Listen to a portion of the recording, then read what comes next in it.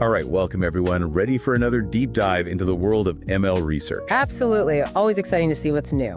Today we're looking at, well, you could say it's a security paper, kind of. Yeah, a little different from our usual fare. Right. But it's got a really fascinating application of reinforcement learning. Oh yeah, definitely. Seeing RL pop up in more and more unexpected places. So the paper is called, and get ready for this title, RESTRAIN, Reinforcement Learning-Based Secure Framework for Trigger Action IoT Environment. Catchy, huh? Yeah, academics and their titles. But honestly, the core idea is super relevant. It's all about protecting our smart homes. Which, let's face it, are getting smarter by the day, more connected, more automated. And that means more potential points of attack, right? This paper specifically looks at what they call remote injection attacks. Basically how attackers can exploit the way your devices are all linked together. Think about it. You've got your thermostat, your smart lock, maybe even your windows hooked up to this central hub. They all talk to each other, trigger actions based on certain conditions. So like if your thermostat senses the temperature's too high, it might trigger the AC to turn on, right? Exactly. But now imagine an attacker who can inject fake information into that system, make it think the temperature's skyrocketing, even if it's perfectly comfortable. And suddenly your AC is blasting, or maybe even worse. They could unlock your door, open your windows, all sorts of things. It's not just about compromising a single device anymore. It's about exploiting the whole chain of interactions. Which is a pretty scary thought, especially as we're all adding more and more smart devices to our homes. Absolutely. And this paper does a great job of highlighting how some of the existing security measures might fall short in these scenarios. Like, a lot of the current defenses are what you'd call offline. They analyze logs, look for anomalies after the fact. Kind of like trying to solve a crime after it's already happened. Valuable, but not always the most effective way to prevent it in the first place. Right. And even some of the newer approaches that use machine learning, they're often focused on checking if actions comply with some predefined rules. Which is fine if you can anticipate every possible attack scenario, but reality is messy, right? Hackers are constantly finding new ways to exploit things. And that's where RESTRAIN comes in. This paper proposes using reinforcement learning to build a defense system that can adapt and learn in real time. So instead of just reacting to known attacks, it can actually anticipate and counter new threats as they emerge. Kind of like having a security guard who's constantly learning new self-defense techniques based on the latest attacker moves. Yeah, that's a great analogy. And from their experiments, it seems like this approach holds a lot of promise. They're showing it can effectively defend against some pretty sophisticated attacks without bogging down the system. Definitely encouraging results. So how about we dig into the nitty-gritty of how this all works? Sounds good to me. Let's start by understanding the attacker's perspective right now. How do they actually go about launching these remote injection attacks? So the paper lays out a pretty clear attack model. They talk about these things called event conditions. Think of them like the triggers in your smart home system. If this happens, then that should happen. Like if the motion sensor detects movement, turn on the lights, that kind of thing. Exactly. So the attacker's goal is to inject fake event conditions, make the system believe something is happening, even if it's not. And they're not just doing this randomly, right? They have a specific target in mind. Oh, absolutely. The paper refers to this as the goal node.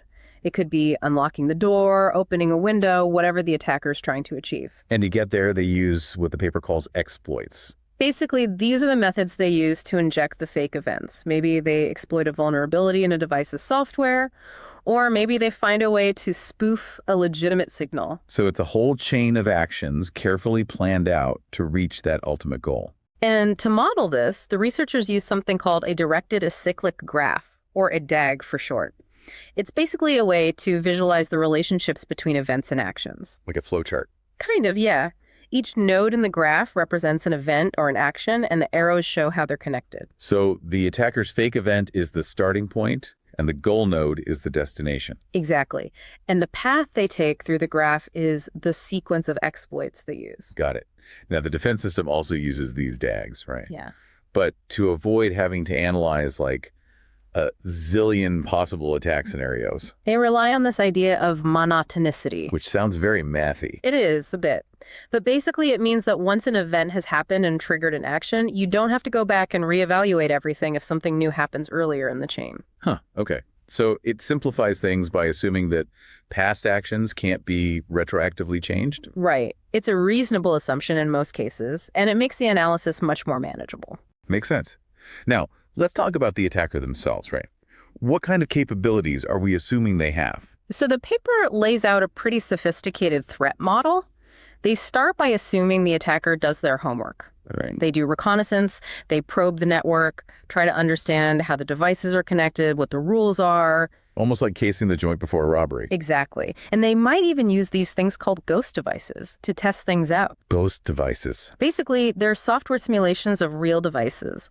The attacker can use them to inject fake events and see how the system reacts without actually affecting anything in the real world. So it's like a safe space for them to practice their attacks. Precisely. And then, of course, they need a way to actually get into the system. Which, sadly, isn't always that difficult. Yeah, the paper points out that default passwords, leaked credentials, those are all potential entry points. And once they're in, they can start snooping around, monitoring traffic. Looking for weaknesses, the perfect moment to strike. And they're adaptive, too. The paper assumes they can even profile the defense system's actions and try to find ways to circumvent them. So it's a pretty formidable adversary we're dealing with here. Definitely. But there's some limitations, too. Like what? Well, for one, they can't directly hack the defense system itself. It's assumed to be secure and trustworthy. Okay, that's a good starting point. And they also can't tamper with the actual physical sensors. They can inject fake data, but they can't, actually make the temperature go up. So there's still a connection to the real world that they can't completely manipulate. Right. And finally, the paper assumes that the attacker is somewhat rational. They want to achieve their goal with the minimum number of actions. To stay under the radar, basically. Exactly. The more they do, the more likely they are to be detected. Makes sense. Now let's finally talk about RESTRAIN, the defense system itself. You said it uses reinforcement learning. For folks who aren't familiar with that, can you give a quick explainer? Sure. So reinforcement learning is basically a way for a computer to learn through trial and error. Imagine you have an agent, like a little robot, in some environment. Okay, I'm picturing it. This agent can take certain actions, and based on those actions, it gets rewards or penalties. Like a video game almost. Exactly. And the goal of reinforcement learning is to train this agent to take actions that maximize its rewards over time. So in the case of RESTRAIN, the agent is trying to learn how to best protect the smart home. Right. It's learning what actions to take to prevent the attacker from reaching their goal. Cool.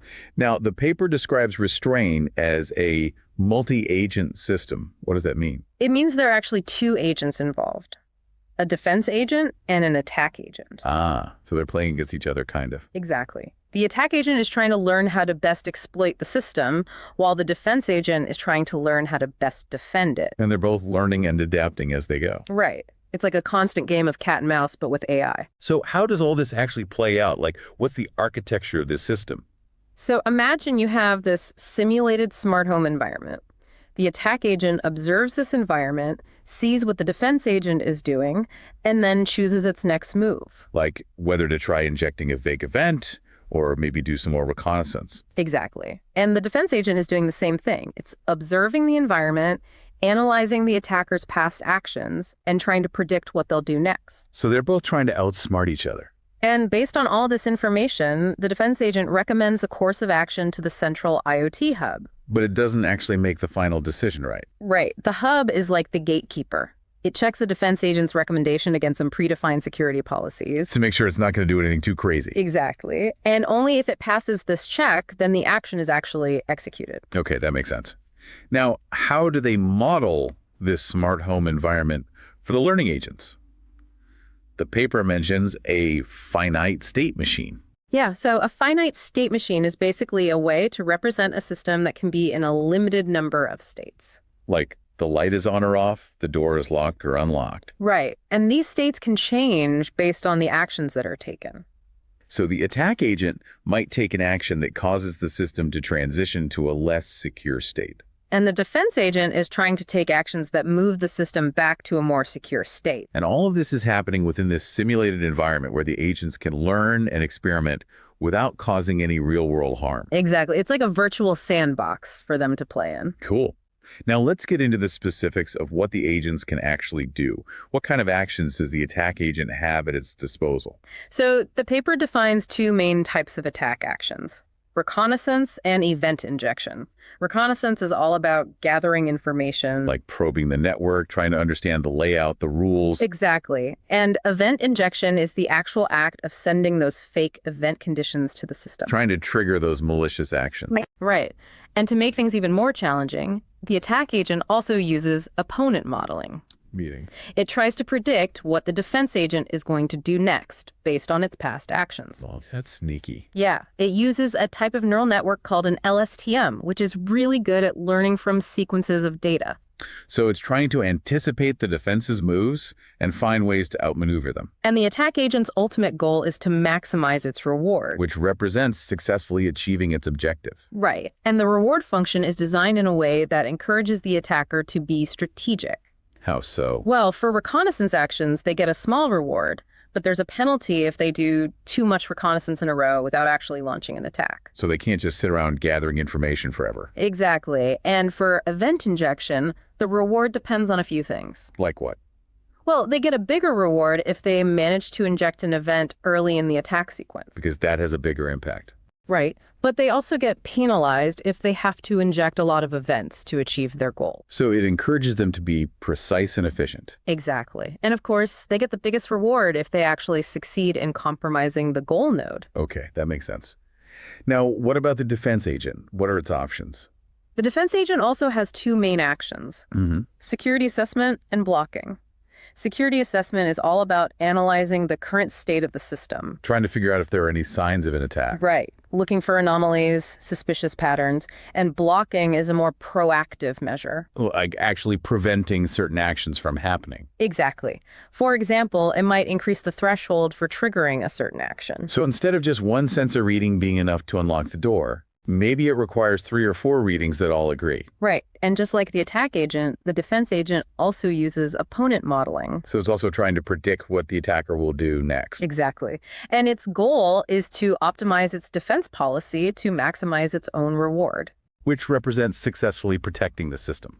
Right. And again, the reward function is designed to encourage strategic behavior. Like how? Well, for security assessments, the agent gets a reward, but there's a penalty for doing too many assessments in a row. So it can't just be constantly checking everything. Right.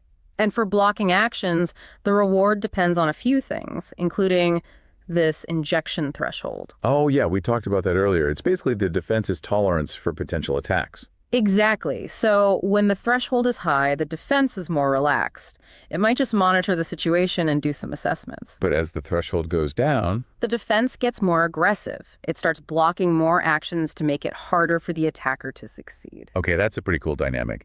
So we have these two agents battling it out in this simulated environment. What did the researchers actually find when they ran these simulations? Well, first of all, they found that both agents were able to learn effective strategies. Their rewards stabilized over time, which indicates they were getting better at their respective tasks. So the attack agent was getting better at attacking, and the defense agent was getting better at defending.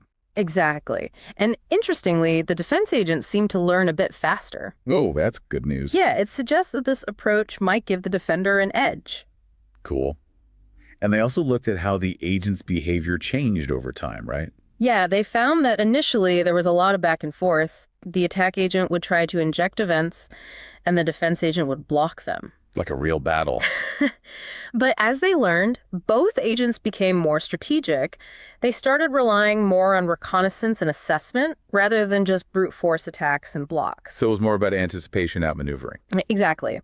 And they also found that the defense agent's tolerance level played a key role. Meaning? Well, as the attacker got closer to achieving their goal, the defense agent's tolerance went down, and it started blocking more aggressively. So it was like a dynamic response to the level of threat. Right.